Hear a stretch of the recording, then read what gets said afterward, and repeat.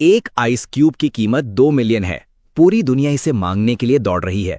दूल्हे की तरफ से शादी के तोहफे में डॉग लेग सॉसेज का एक दाना दिया जा रहा है।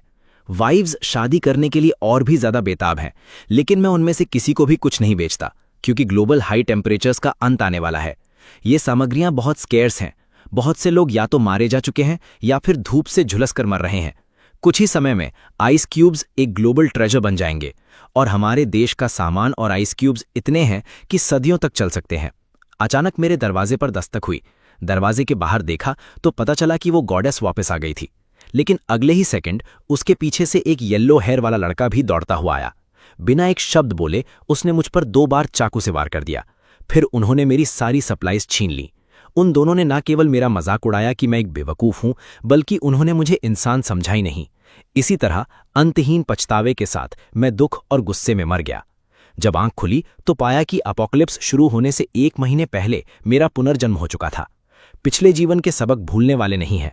अगर इस बार पहले से तैयारी नहीं की तो मैं इस कयामत के दिनों में जीवित नहीं रह पाऊंगा। अपोकलिप्स में सबसे कीमती क्या है? जाहिर है, सप्लाईज। पिछले जीवन में मैंने अपना अधिकांश समय सामान लूटने में बिताया था। इस बार हमें देश के साथ कदम से कदम मिलाना होगा। मैं तुरंत सुपरमार्केट की तरफ भागा और अपने ओवरऑल्स पहन लिए। मुझे उम्मीद नहीं थी कि बॉस ठंडे चेहरे के साथ मुझसे कहेगा, 2.5 मिनट लेट होने के लिए तुम्हारी 1 साल की सैलरी काटी जाती है। मैंने इसे बिल्कुल दिल पर नहीं लिया। तुम अपनी कटौती करो, मैं अपना काम करता हूं, और अब मुझ पर कोई बोझ नहीं है। पिछली जनरेशन जब आई थी तो बॉस पैसे लेकर भाग गया था। मेरी पूरे साल की सैलरी बर्बाद हो गई थी। अब इसे एक मॉरल कॉम्पनसेशन यानी नैतिक मुआवजा माना जा सकता है। मेरा दिमाग घुमा। मैंने अपने पास मौजूद छोटे से स्पेस को एक्सपैंड कर दिया। बस एक नज़र देखते ही पूरे वेयरहाउस का सारा सामान कलेक्ट हो गया। ये एबिलिटी पुनर्जन्म के बाद जागी है। ये स्पेस 100 मिलियन क्यूबिक मीटर का है। मैं अपनी इच्छा के अनुसार चीज़ें कलेक्ट कर सकता हूँ। इसके अंदर समय रुका हुआ है, इसलिए कोई भी चीज़ हमेशा फ्रेश रह सकती है। मैंने पृथ्वी की 2 मीठे पानी की झीलें खाली कर दी हैं। आपको पता होना चाहिए कि आखिरी दिनों में इंस्टेंट नूडल्स का एक पैकेट भी टॉप ब्यूटी माना जाता है। स्वाद की तो बात ही छोड़ दीजिए। मैं अपनी बचाई हुई चीज़ों के खराब होने से कभी नहीं डरता। स्पेस में सामान के पहाड़ों को देखकर मुझे बहुत सुकून मिलता है। आखिरकार मुझे पिछले जीवन की तरह राख नहीं चाटनी पड़ेगी। इसके बाद मैं जानबूझकर एक खाली वेयरहाउस में रुका और बॉस के आने का इंतजार करने लगा। मैंने उसे खुली आंखों से दंग रह जाते देखा। मेरे दिल की भड़ास आखिरकार निकल गई। फिर एक स्पेस जंप हुआ और मैंने चुपचाप वेयरहाउस छोड़ दिया। ये ट्रिक वाकई बहुत काम की है। मैं अपनी मर्जी से 100 मीटर के दायरे में कहीं भी टेलीपोर्ट कर सकता हूं। सामान खरीदना तो दूर की बात है, अगर कोई म्यूटेंट बीस्ट भी सामने आ जाए तो भी आसानी से निकला जा सकता है। सामान की खरीदारी पूरी होने के बाद मैं घर जाने की सोच रहा था कि अचानक फोन वाइब्रेट हुआ। स्क्रीन पर पहली नज़र पड़ते ही मूड बिल्कुल खराब हो गया। वो लिनियानी थी। फोन कनेक्ट होते ही मैंने उस औरत को चिल्लाते हुए सुना, तुम असल में गायब होने का नाटक कर रहे हो। तुमने घर भी बेचने के लिए लगा दिया। तुम गरीब कंगाल, अगर तुम घर बेच दोगे तो कौन सी औरत तुम्हारे साथ रहना चाहेगी?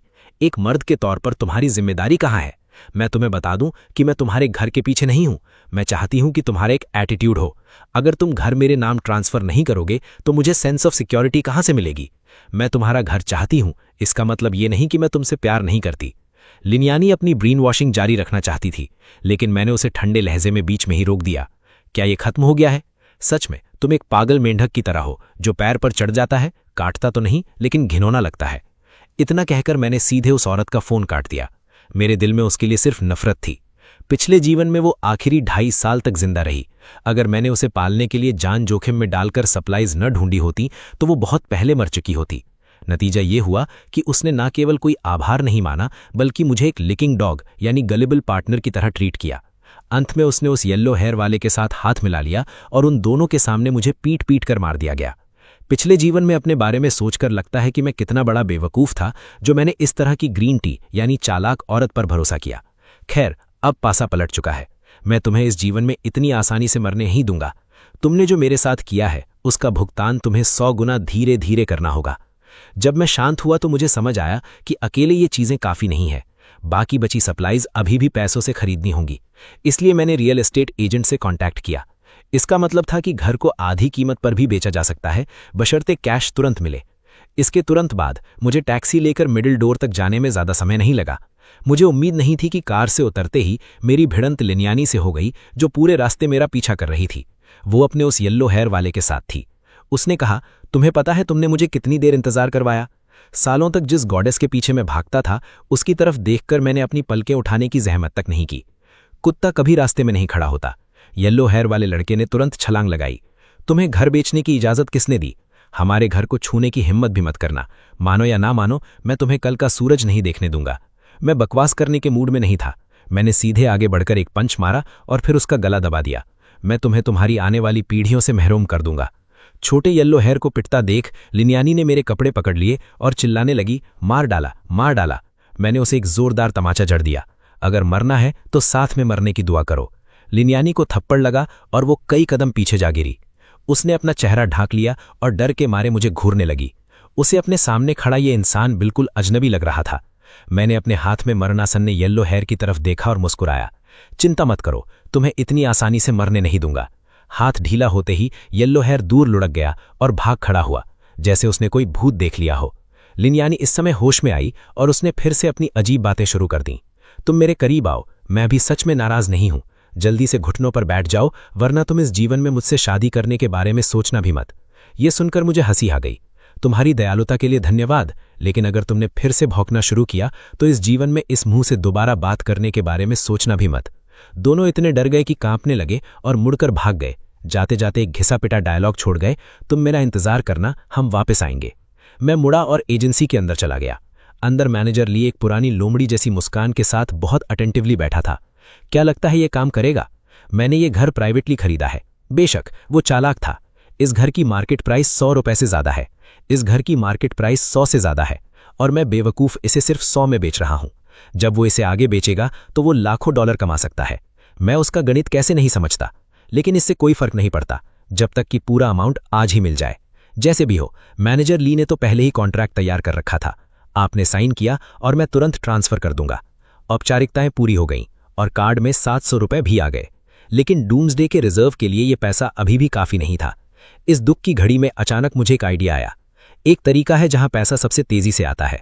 मुझे एक लेंडिंग कंपनी ढूंढने में ज्यादा समय नहीं लगा। इत्तेफाक से लोन देने वाला असल में एक पुराना परिचित निकला, हुआंग माओ का भाई सुनियांग। उसने अपना मुंह खोला और कीमत कम कर दी। तुम्हारे घर की कीमत अधिकतम 500 युआन है और घर के कागजात मेरे पास दबा कर रखने होंगे। मैं सीधे 10 साल के पार्टनर्स के सामने शोडाउन करने जा रहा हूं। मुझे ये अभी चाहिए। मैं 1 हफ्ते के भीतर हिसाब चुकता कर दूंगा। इसके बाद मैं तुम्हें ब्याज समेत वापस कर दूंगा। सुनियांग सुनते ही समझ गया कि यह लड़का निश्चित रूप से एक जुआरी है जो इस चीज के साथ अजीब हरकतें कर रहा है। ये चीज, माता पिता भी इसे बेच सकते हैं। मैं अभी भी हिसाब चुकता करने का सपना देख रहा हूं। देखो अगर मैं तुम्हें मौत के घाट न उतार दूं।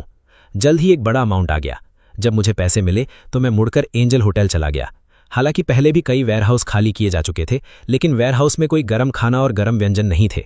और मुझे याद है कि ये होटल आखिरी दिनों में काफी लंबे समय तक टिका रहा था। इसका स्ट्रक्चर भी मजबूत है। अगर आप यहां सेटल हो सके तो ये अच्छी चॉइस है। एक महिला जो खुद को मैनेजर बता रही थी तेजी से स्वागत करने आई। हेलो, मैं चिन श्वांग हूं। क्या आपको कोई मदद चाहिए? मैंने अपना मुंह खोला और कहा, मैं एक बड़ा बैंक्वेट बुक करना चाहता हूं। किन श्वांग की आंखें सदमे से फटी की फटी रह गईं। उसने जल्दी से सिर हिलाया। मुझे इस तरह देखना जैसे किसी छिपे हुए अमीर आदमी को देख रही हो। मैंने कहा, मुझे यहां प्रति टेबल 50 और 100 टेबल चाहिए। इंटरनेट पर 100 और 00 के स्पेसिफिकेशंस भी हैं। मुझे उम्मीद नहीं थी कि ये फाइल इतनी हाई होगी। मुझे उम्मीद नहीं थी कि ये ग्रेड इतना ऊंचा होगा। मैंने 100 युआन का लेवल सेट किया, 500 डिपॉजिट एडवांस में दे दिया और फाइनल पेमेंट 1 हफ्ते में सेटल हो जाएगा। चिन श्वांग आसानी से मान गई। वास्तव में लागत 5 युआन है। वो साफ तौर पर इस मौके का फायदा उठाकर संबंध बनाना चाहती है। उसने अचानक दबी हुई आवाज में पूछा, क्या आप शादी की किसी खुशी के मौके के लिए ऐसा कर रहे हैं? वैसे भी मेरे लिए परमानेंट रेजिडेंस के लिए एक प्रेसिडेंशियल स्वीट खोलने में मदद करें। मैं अच्छे मूड में वहां से निकल गया। ये वाकई 1 युआन का एक कॉस्ट इफेक्टिव बैंक्वेट है। 500 युआन का डिपॉजिट हो गया है। जहां तक फाइनल पेमेंट की बात है, दुनिया के अंत का आने का इंतजार करो। एक बर्फ का टुकड़ा 100 मिलियन का हो सकता है। इसकी परवाह कौन करता है? मैं अभी अभी लिनियानी और सुनियांग को छोड़कर आया था, इसीलिए मैं चुपके से मैनेजर के पास पूछताछ करने गया। उस आदमी ने अभी क्या किया? उस जेंटलमैन ने 10,000 का बैंक्वेट ऑर्डर किया है। दोनों दंग रह गए। ऐसा कैसे हो सकता है? उसके पास इतने पैसे कहां से आए? जब तक मैनेजर चिन श्वांग ने पेमेंट रिकॉर्ड नहीं दिखाया, उन्हें विश्वास करना पड़ा। एलन वास्तव में एक छिपा हुआ अमीर 2nd जनरेशन लड़का है। लिनियानी को अचानक बेहद खुशी महसूस हुई। अब सच में किस्मत चमकने वाली है। एक अमीर पत्नी की जिंदगी बस आने ही वाली है। उसने सपने में भी नहीं सोचा था कि इस तरह की अच्छी चीज सामने आएगी। कंपटीशन कम हो जाएगा। वो कुत्ता जो कभी खुद के प्रति वफादार था। जब लिनियानी दिवा स्वप्न देख रही थी तब तक मैंने अपने हाथ में मौजूद पैसों का हिसाब लगाना शुरू कर दिया था। अभी के डिपॉजिट को हटा दें तो 10,000 दिन बचे हैं। हालांकि पहले भी बहुत सारी खरीदारी की गई थी, लेकिन हीटिंग इक्विपमेंट और आइस मशीन जैसी बहुत सी जरूरी चीजें सुपरमार्केट में बिल्कुल नहीं थीं। भले ही आप केवल डिपॉजिट का भुगतान करें, लेकिन अब पैसा काफी नहीं है। लेकिन जल्द ही मुझे फिर से एक आइडिया आया। वैसे भी अंत आने वाला है। इस समय बेरी प्लेटफॉर्म का फायदा और कब तक उठाया जाएगा। अगले 2.5 घंटे तक मैं विभिन्न लैंडिंग और कंजम्पशन प्लेटफॉर्म्स पर हाथ आजमाता रहा। एक ही बार में रियल नेम ऑथेंटिकेट किया। मार्केट में जो भी अप्लाई किया जा सकता है, आप उसके लिए अप्लाई कर सकते हैं। लगभग उन सभी को रिकॉर्ड किया गया था। यहाँ केवल एक ही सिद्धांत है, जब तक प्लेटफॉर्म देने की हिम्मत करता है, मैं मांगने की हिम्मत करता हूँ। मेहनत रंग लाई। आखिरकार मैंने 100 युआन की वापसी की भरपाई कर ली। फंड्स अपनी जगह पर आ गए। मैंने जरूरी सप्लाईज की तलाश शुरू कर दी। मैंने एंथ्रासाइट आइस मेकर और बड़ी मात्रा में बर्फ का ऑर्डर दिया, कुछ ऐसा जो इन सुपरमार्केट्स में उपलब्ध नहीं है। मैंने उन सभी को ऑनलाइन बुक कर दिया। आपको पता होना चाहिए कि अंत केवल अत्यधिक गर्मी नहीं है, इसके बाद एक कड़ाके की ठंड आएगी और आपको उससे गुजरना होगा। ये इस बात से देखा जा सकता है कि गर्म और ठंडा रखने के लिए पर्याप्त चीजें हैं या नहीं। मैंने 300 युआन के डिपॉजिट के साथ 10 टन एंथ्रासाइट का ऑर्डर दिया। इसके बाद स्थानीय बर्फ कारखाने से संपर्क किया। मैं व्यक्तिगत रूप से एक बड़ी डील पर बातचीत करने की योजना बना रहा हूं। मुझे उम्मीद नहीं थी कि मैं बस नीचे ही जाऊंगा। मेरी भिड़ंत भूतिया लिनयान और उसकी सबसे अच्छी सहेली शाओ जिया से हो गई। पिछला जीवन, ये शाओ जियाजी है जो मेरे पीछे मेरे बारे में बुरा बोलती रहती है। तुम्हारी मूर्ख लिनयानी ने मेरे घर पर कब्जा कर लिया है। इन दोनों रोगों को देखकर मेरा मूड अचानक खराब हो गया। लिनयानी इस बार असामान्य थी। उसने लाल चेहरे के साथ मुझे रोक दिया, क्योंकि मुझे एक अमीर आदमी माना जाता था। वो मेरी इस सोने की बतख वाली शादी को पकड़कर रखने के लिए दृढ़ थी। ये देखकर कि मैंने उसे पूरी तरह से इग्नोर कर दिया, उसने और शाओ परिवार ने सोचा कि ये एक टेस्ट है। जल्दी से एक कार ली और पीछे हो लिए। मैं बर्फ के कारखाने पहुंचा। बॉस वू के साथ कुछ बातें की, फिर वो सीधे मुद्दे पर आ गया। 5 टन खाने वाली बर्फ जितनी जल्दी हो सके तैयार की जा सकती है। बॉस वू ने अपनी छाती ठोकी और 2.5 दिन का वादा किया। 200 प्रति टन, 10 लाख सब मिलाकर। मैंने सीधे अपना डिपॉजिट ट्रांसफर कर दिया। ये सहमति बनी कि इसे 2.5 दिन बाद निर्दिष्ट वेयरहाउस में डिलीवर कर दिया जाएगा, फिर फाइनल पेमेंट सेटल कर लिया जाएगा। बॉस वो आसानी से मान गए। प्राइस पर बातचीत भी की जा सकती है। लिनयानी और पीछा करने वाले दोनों एक ही तरफ थे। जब उन्हें पता चला कि मैंने 100 युआन की बर्फ खरीदी है, तो वे इतने हैरान रह गए कि उनका जबड़ा फटने को था। अब उन्हें पूरी तरह से विश्वास हो गया है कि शाओ आउन निश्चित रूप से एक असली अमीर आदमी है। जरूरी मटेरियल्स तैयार करने के बाद मैं अपना ख्याल रखने के लिए एक हाई एंड रेस्टोरेंट में आ गया। मेन्यू पलटते समय उनके शेफ की एक रैंडम डिश देखने के लिए कॉम्पिटिशन सा था, जिसकी कीमत 150 रुपए थी। वेटर ने इंट्रोड्यूस किया कि यह शेफ द्वारा उसी पल की इंस्पिरेशन के आधार पर तैयार की गई डिश है। शेफ क्या बनाता है ये उसके मूड पे डिपेंड करता है। मुझे ये दिलचस्प लगा, इसलिए मैंने एक डिश ऑर्डर कर दी। कुछ देर बाद प्रोफेशनल कपड़े पहने हुए एक लेडी खुद खाना लेकर आई। मुझे पता चला कि वही शेफ हैं। मेरा दिल दहल गया। भला वो यहाँ कैसे हो सकती हैं? हे भगवान, शेफ इशवान। लेट एंड टाइम्स में वो अपनी अजीब कुकिंग स्किल्स के लिए जानी जाती हैं, जो सड़ी गली चीज़ों को भी बेहतरीन बना देती हैं। कहा जाता है कि उसकी बनाई डिशेस के टेम्पटेशन को कोई नहीं रोक सकता। वे कौन सी डिशेस थीं? वे सभी ज़ॉम्बीज़ के म्यूटेटेड मटीरियल से बनी थी, जो बेहद टॉक्सिक थीं। अगर आप इसे खा लें तो आपकी मौत पक्की है। मेरा हैरान चेहरा देखकर येवेर के मुंह के कोने थोड़े मुड़ गए। मुझे डर है कि मेरी जैसी बड़ी ब्यूटी तुम्हें जहर न दे दे। मैं होश में आया और अपने सामने रखे स्टेक का मजा लेने लगा। ये अभी दुनिया का अंत नहीं था, इसलिए मैंने उससे अपने लिए खाना बनवाने की हिम्मत की। भविष्य में तो मैं इसे छूने की हिम्मत नहीं करूंगा। खाने पीने के बाद मैंने महान लेजेंडरी सेंचुरी बार को चेकआउट करने का मन किया। मर्चेंट्स ऑफिस में एक फेमस गोल्ड विंडो है। कई अमीर बच्चे बहुत पैसा खर्च करते हैं, लेकिन शायद मजा नहीं ले पाते। वो दिन नजदीक आ रहा है, इसलिए शहर की समृद्धि का अनुभव करने का ये शायद मेरा आखिरी मौका है। बार में मेरे बगल में बैठी एक लड़की अपना दुख कम करने के लिए ड्रिंक कर रही थी। उसने कहा कि इस कम बार ने उसका दिल तोड़ दिया है। मैंने अभी कुछ ही गिलास पिए थे कि वो अपने लाल गालों के साथ मेरी तरफ झुकी। हैंडसम गाय, क्या तुम सिंगल हो? अभी बात पूरी भी नहीं हुई थी कि लिनयानी और शाओजिया फिर से भूत की तरह आ टपके। मैंने देखा कि वे इसी तरफ आ रहे हैं। मैं उस ब्यूटी को लेकर 2nd फ्लोर की तरफ भागा और एक खाली डबल बेडरूम में छिप गया। दरवाजे के पीछे से कुंडी लगा दी। यूनियन की मूवमेंट्स थोड़ी अजीब थीं। शाई से कहा कि उसे कोई एक्सपीरियंस नहीं है। मैंने उसके चेहरे पर थपकी थपाई। तुमने बहुत ज्यादा ड्रिंक कर ली है, मेरी बात होश से सुनो। इन दिनों बाहर ना निकलने की कोशिश करना। माइटी कंट्री ऑर्डर फूड, मैं उसे रिजेक्ट करने की बात कुछ हद तक भूल गया हूं। दरवाजे के बाहर खड़े दोनों लोगों का पोस्टर देखकर लग रहा था कि आज रात कोई चांस नहीं मिल सकता। 2.5 दिन बाद मेरे द्वारा ऑर्डर की गई सारी सप्लाईज एक एक करके डेजिग्नेटेड वेयरहाउस में डिलीवर कर दी गईं। लिनियानी, ज़ियाओ और सुनहाओ भी खबर सुनकर वहां पहुंच गए।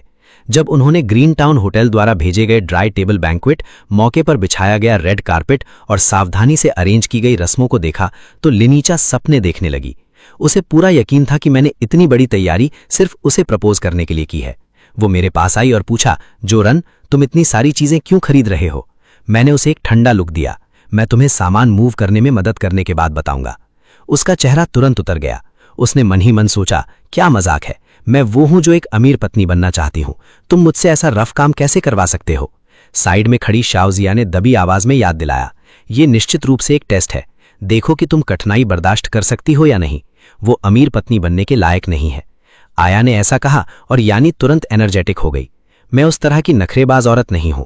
उसने अपने दांत पीछे और सप्लाईज को मूव करना शुरू कर दिया। मैं मन ही मन खुश था। अमीर पत्नी बनने का इंतजार करो, बस उसके सारे पैसे अपने हाथों में ले लो। श्याओ परिवार भी मदद के लिए आगे आ गया। उनके चेहरे लाल हो गए थे और आंखें थकी हुई थीं। उसने चुपके से एक छोटा सा कैलकुलेशन किया। भले ही आप एक अच्छे इंसान ना बन सकें, लेकिन पीने के लिए सूप का एक छोटा सा घूंट तो मिल ही सकता है। इतना मुफ्त का लेबर देखकर स्वाभाविक रूप से मुझे खुशी हुई। इतनी सप्लाईज थी कि अगर होटल और मैन्युफैक्चरर अपने लोग भी भेजते तो भी उन्हें मूव करने में काफी समय लगता। आखिरकार सब कुछ स्टोरेज में चला गया। इस पूरे समय के दौरान लिनियानी ने चावल का एक दाना भी नहीं खाया। ये सब सिर्फ एक अमीर पत्नी बनने के जुनून के दम पर हुआ। शाओजिया का थका हुआ चेहरा नीला पड़ गया था। वे जमीन पर घुटनों के बल बैठकर हाँप रही थी। इस कमीने ने हमसे इतना भारी सामान उठवाया। बर्फ के टुकड़े एक बॉक्स में 10 शून्य युआन के हैं।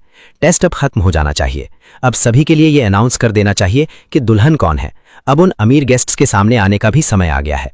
मैंने हर असली पोर्टर को 10 शून्य युआन के रेड एनवेलप दिए। आपकी कड़ी मेहनत के लिए धन्यवाद।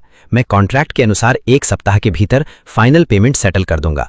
तभी लिनियानी डोर फ्रेम को पकड़े हुए लड़खड़ाते हुए आई और उम्मीद के साथ जोएल रन से पूछने लगी, क्या तुम्हारे पास अब मुझसे कहने के लिए कुछ है? मैंने सिर हिलाया।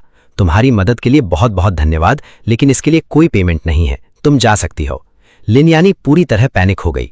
मजाक मत करो, कोई सरप्राइज जरूर होगा ना। तुम गेस्ट्स को बाहर आने के लिए कहो, हम शादी करके एक अच्छी लाइफ जिएंगे। मैंने उसे बिना किसी एक्सप्रेशन के देखा। असल में मुझ पर बहुत कर्ज है, घर भी बिक चुका है। क्या तुम अब भी इस तरह मेरे साथ चलने को तैयार हो? 10,000 के बैंक्वेट में जाना नामुमकिन है। रेस्टोरेंट्स में तुम्हारे हजारों खर्च होते हैं, तुम्हारे पास पैसे कैसे नहीं हो सकते? मेरा लहजा बिल्कुल फ्लैट था। वो एक बड़े बॉस हैं जो चैरिटी बैंक्वेट करना चाहते हैं। अंत में उन्हें अफ्रीका ट्रांसपोर्ट किया जाना था। मैं बस डॉकिंग में मदद कर रहा हूं। बात खत्म होते ही वेयरहाउस में सन्नाटा छा गया। मेरा एक्सप्लेनेशन सुनने के बाद लिनियानी पूरी तरह आउट ऑफ कंट्रोल हो गई। उसके चेहरे का लालच अब छिप नहीं सकता था। वे अपने हाथ पांव चलाते हुए मेरे ऊपर झपटी। तुम कमीने, मुझे धोखा देते रहे। जॉन, तुम बिल्कुल भी रिच सेकंड जनरेशन नहीं हो। मुझसे दोबारा शादी करने की सोचना भी मत। ये सुनकर मेरा चेहरा नफरत से भर गया। तुम्हारी शुभकामनाओं के लिए धन्यवाद। तुम्हारी जैसी चीज से मैं सच में दोबारा नहीं मिलना चाहता। इस तरह लिनियानी ने अपने कड़े शब्द कहे और गुस्से में चली गई। मैं अपनी हंसी नहीं रोक पाया। वेट करो एंड आने का, तुम कंफर्टेबल हो जाओगे। फिर मैं मुड़ा और लोहे का दरवाजा लॉक कर दिया। अपना हाथ उठाकर स्पेस एबिलिटी को एक्टिवेट किया और वेयरहाउस का सारा मटेरियल स्टोर कर लिया। अब बस एंड आने का इंतजार है। 3 दिन का समय आया। हेयानी, शाओ परिवार और वांग भाई तीनों पूरे दिन आपस में मिले रहे और मैं जल्दी ही प्रेसिडेंशियल सूट में पहुंच गया। पिछले जीवन में लिनियानी और मैं एक अंडरग्राउंड गुफा में छिपे थे। बस इस अत्यधिक गर्मी वाले प्रलय से बचने का एक मौका था। मुझे उम्मीद नहीं थी कि इस बार उसे छोड़ने के बाद वे वास्तव में यहां तक आ जाएगी। ऐसा लग रहा है कि पुराना और नया बदला एक साथ साफ हो गया है। ठीक उसी समय जब दोनों चिपके हुए थे, आसमान में चांद अचानक एक तेज एनर्जी से एंटर हुआ। टेम्परेचर भी तेजी से बढ़ा। पलक झपकते ही कुछ लोगों को अनकंफर्टेबल महसूस होने लगा। वे रोते चिल्लाते होटल की तरफ वापस भागे। अचानक ऐसा क्यों लग रहा है कि चांद की रोशनी इतनी गर्म है? नहीं, ये मुझे जान से मार रही है। तुम होटल वापस आ सकते हो। वे तीनों अभी भी इतने गर्म थे जैसे फटने वाले हों। यहां तक कि दूर रखे फिश टैंक को भी नहीं बख्शा गया। वे ठंडे पानी से खुद को शांत करने के लिए अंदर भागे। पीछे सुन यांग को देखो, इस समय वो लगभग आधा पक चुका है। छोटे भाई ने चोट चेक करने के लिए कदम आगे बढ़ाया और अचानक चौंक गया।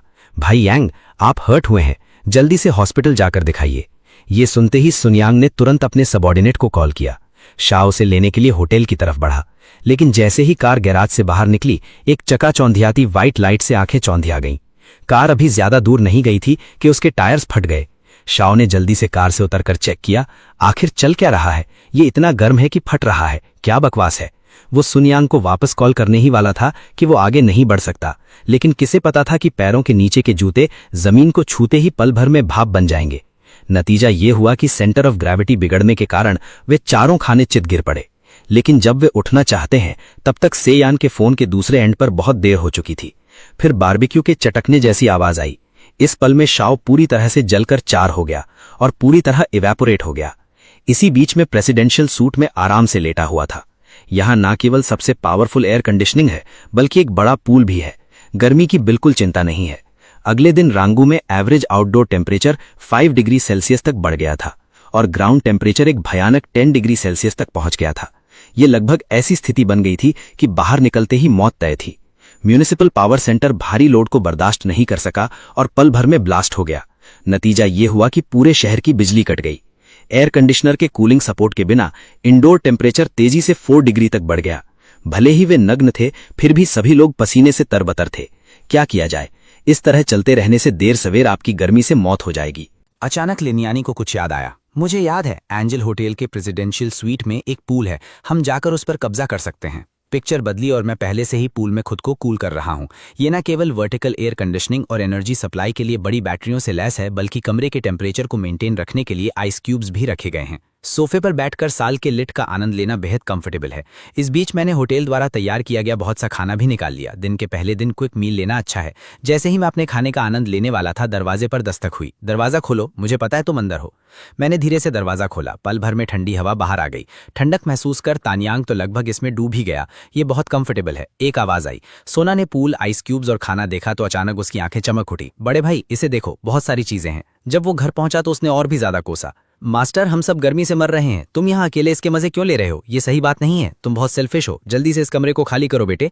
आल्जो ने तुरंत हाँ में हाँ मिलाई। मास्टर, अब वो समय आ गया है कि तुम मुझसे लिया हुआ उधार वापस करो। मुझे ये कमरा दे दो, बस अगले कुछ दिनों के लिए अपना इंटरेस्ट ब्याज चुका दो। ये देखकर कि सुनियांग अंदर घुसने की कोशिश कर रहा था, मैंने अपनी गन निकाली और एक शॉट फायर कर दिया। सुनियांग का चेहरा इस अविश्वास से भर गया था कि उसे गोली लग चुकी है। अगर तुमने एक कदम और आगे बढ़ाया तो तुम मर जाओगे। बाकी लोग तुरंत डर गए।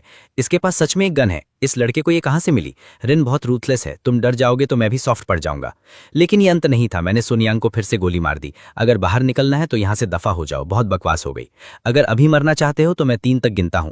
और अगले ही सेकंड सुनियांग रेंगता और घिसटता हुआ वहां से भाग निकला। अप्रत्याशित रूप से जब वे हॉल में पहुंचे तो उनकी मुलाकात जेन यू और बाकी लोगों से हुई। कुछ लोगों ने आग में घी डालने का काम किया। मैंने हॉल में मौजूद लोगों को बताया कि मेरे पास सप्लाईज हैं। जल्दी सब कोई प्रेसिडेंशियल स्वीट की तरफ दौड़ पड़े और कयामत के दिन का नाम लेकर सब कुछ रीजनेबली डिस्ट्रीब्यूट करने की बात करने लगे। असल में वे सब मेरी सप्लाईज लूटना चाहते थे। ज्यादा समय नहीं लगा, मैंने फिर से दरवाजा खोला। घर के अंदर का एयर कंडीशनिंग देखकर हर किसी के चेहरे पर लालच की चमक आ गई। युवा आदमी, हम यहाँ तुमसे कुछ डिस्कस करने आए हैं। तुम देख रहे हो कि ये संकट का समय है। पूरे होटल में सिर्फ तुम्हारे पास एयर कंडीशनिंग है। क्या तुम हमें अंदर आकर खुद को कूल करने की इजाजत दे सकते हो? युवाओं को बड़ों का सम्मान करना और छोटों से प्यार करना जानना चाहिए। तुम एक टैलेंट हो, निश्चित रूप से एक अच्छे इंसान हो जो उत्साही और हेल्पफुल है। इसी समय एक बच्चे ने चारों तरफ देखा जैसे वो कुछ ढूंढ रहा हो। अचानक उसकी नजर मेरी टेबल पर रखे फ्राइड चिकन पर पड़ी। फिर वो पागलों की तरह घर के अंदर भागा। मैंने कदम आगे बढ़ाया और उसे लात मारकर दूर फेंक दिया। अपने बच्चों को संभाल कर रखो, वरना मुझे तुम्हें अच्छे से डिसिप्लिन सिखाने में मदद करने में कोई आपत्ति नहीं होगी। मुझे ऐसा करते देख हर किसी ने पल भर में अपना आपा खो दिया। तुम ऐसा कैसे कर सकते हो? ये बहुत ज्यादा है। इस तरह का इंसान इस कमरे में रहने के लायक नहीं है, इसे बाहर निकालो। तभी गन शॉट्स की आवाज सुनाई दी। वे तुरंत शांत हो गए। मैं अकेला हूं, लेकिन तुम्हारी जिंदगी सिर्फ एक ही है। क्या तुम आजमाना चाहते हो कि कौन ज्यादा तेज भागता है? हर कोई पल भर में गायब हो गया और बेइज्जती करवाकर फर्स्ट फ्लोर के हॉल में वापस लौट आया। लेकिन बात यहाँ यह है कि उसी समय वो रेस्क्यू, जिसके लिए हर कोई उम्मीद लगाए बैठा था, अंदर आ गया। मैंने कार को एंजल होटल के सामने पार्क होते देखा। हर कोई बेहद खुश था। बहुत बढ़िया, वे आखिरकार यहाँ आ गए। जब कार से आर्म्ड पर्सनल बाहर निकले तो उन्होंने सबको रास्ते से हटने के लिए कहा। क्या एकेडमिशियन लिन फैंग यहाँ है? इस समय एक व्यक्ति खड़ा हुआ। मैं रेस्क्यू टीम से हूं, अपना इंसुलेटिंग क्लोथिंग पहनो और हमारे साथ चलो। ये सुनकर भीड़ में तुरंत विस्फोट हो गया। क्या तुम लोग हमें बचाने नहीं आए हो? तुम अकेले उसे नहीं बचा सकते। स्टाफ ने आश्वासन दिया। ऑफिशियल्स ने रेस्क्यू ऑपरेशन शुरू कर दिया है। सुबह का तड़के का समय दिन का सबसे कम टेम्परेचर का समय होता है। तुम लोग आज रात को स्वयं बेस पर जा सकते हो। ये स्क्वायर सबसे नजदीकी रेस्क्यू पॉइंट है। ये सुनकर हर कोई मुस्कुराया। ऐसा लगा कि सच में कोई उम्मीद है। लेकिन इसी पल वांग बाओ दौड़ता हुआ बाहर आया। वैंग ग्रुप से कौन है? मेरे लिए थर्मल इंसुलेशन सूट लेकर आओ, मैं अभी जा रहा हूँ। ये देखकर रेस्क्यू टीम ने तुरंत उसे काबू में कर लिया। अकादमिशन ली लिंग फैंग हमारे जियोलॉजी एक्सपर्ट है। इस आपदा से निपटने के लिए उनका होना बेहद क्रूशियल है। कृपया हमारे मिशन में बाधा ना डालें। वांग बाओ जोर से चिल्लाया और जस्टिफिकेशन देने लगा। हजारों लोगों के बीच तुम्हारी क्या औकात है? मुझे मत बताओ कि तुम एक बेकार इंसान हो। मेरे लिए वो इंसुलेशन सूट छीन लो। कितना बेवकूफ है, क्या तुम पागल हो गए हो? क्या तुमने किसी को गन के साथ नहीं देखा? जैसे ही रेस्क्यू टीम जाने वाली थी, लिनियानी ने अचानक उन्हें रोक लिया। रुको एक मिनट, हमारे ऊपर एक जानलेवा मर्डरस मेनियक है। उसने कई लोगों को मार डाला है। उसने अभी हमें लगभग मार ही दिया था। उस कातिल के हाथ में अभी भी गन है।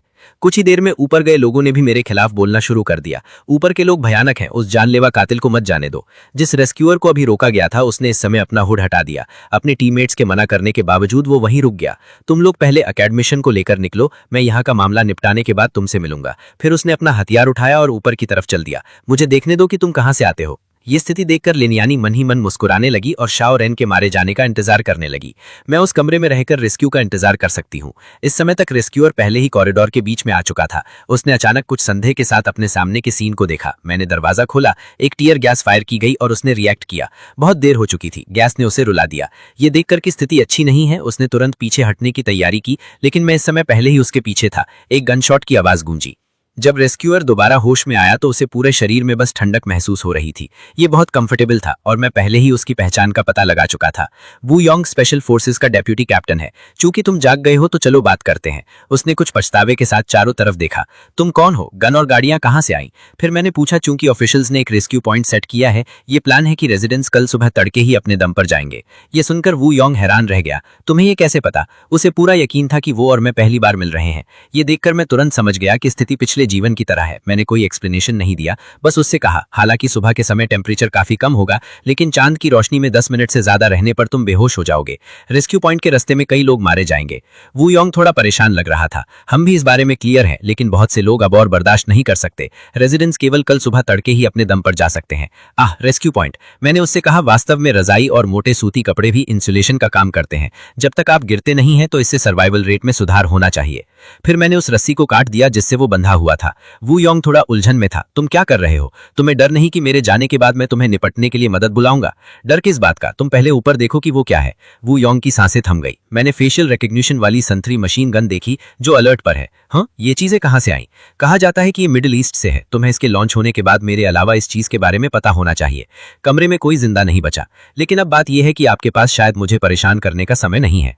जल्द ही वू योंग वहां से चला गया। उसने नीचे के लोगों को सब कुछ एक्सप्लेन करना खत्म कर दिया। रजाई से इंसुलेशन करने के तरीके का इस्तेमाल करने के बाद वो बिना पीछे मुड़े चला गया। वांग बाओ गुस्से में उछल पड़ा। यांग, तुम कोई कायर हो या कुछ? तुमने अभी कुछ क्यों नहीं किया? लुआन सही कह रहा है, वो गुस्से में चला गया। इस समय साइड में खड़े लंबे बालों वाले आदमी से अब और ज्यादा बर्दाश्त नहीं हो रहा था। टॉप डॉग, हम उसे कब तक बर्दाश्त करेंगे? गुस्से को दबा दिया गया और ऑफिशियल्स ने रेस्क्यू शुरू कर दिया और ऑर्डर रिस्टोर होने के बाद उसे ऊपर के अपने रिलायंस के बारे में भी इस्तेमाल करना होगा। ये सुनकर मैं अपनी स्पीचलेसनेस को नहीं रोक सका। मुसीबत का समय आ गया है और ये इसलिए है क्योंकि तुम वास्तव में ऑर्डर रिस्टोर करना चाहते हो। मुझे नीचे आते देखकर उसके चेहरे पर अचानक डर छा गया। जोन, तुम नीचे क्यों आए? मैं ठीक हूं, बस तुम्हारे साथ एक डील करना चाहता हूं। फिर मैंने एक आइस क्यूब निकाला। Ice cubes? दोनों पल भर में इमोशनल हो गए। लंबे बालों वाले आदमी ने उत्साह में चिल्लाकर कहा, आइस क्यूब्स ही आइस क्यूब्स हैं बड़े भाई। उसके कमरे में और भी बहुत सारी अच्छी चीजें होंगी। अगर तुम उसे मार दोगे तो सब कुछ हमारा हो जाएगा। ये देखकर मैंने अपने हाथ में गन उठा ली। लंबे बालों वाला आदमी तुरंत सीधा हो गया। मसायू ने भी स्माइलिंग फेस बनाया। भाई हूं, उसके जैसा मत बनो। चलो ट्रेड के बारे में बात करते हैं। मेरी शर्तें मानने के बाद वो किसी खजाने की तरह आइस क्यूब्स को खा रहा था और चूस रहा था।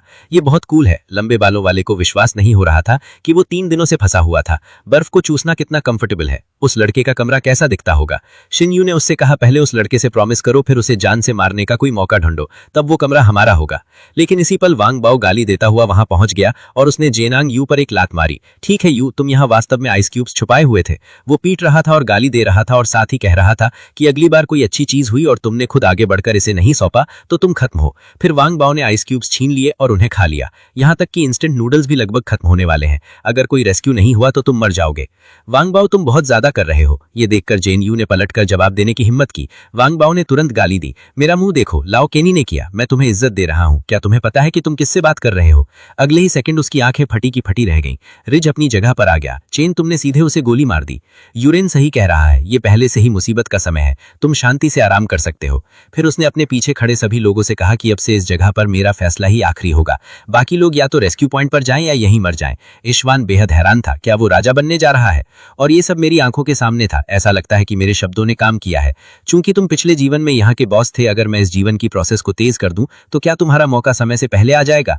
जल्द ही जाओ जाओ। और लिनियानी घुटनों के बल बैठ गए और पानी की भीख मांगने लगे। मुझे पानी की एक बोतल दे दो, बस मुझे दे दो। तुम जो भी करने को कहोगे मैं वो सब करने के लिए तैयार हूं।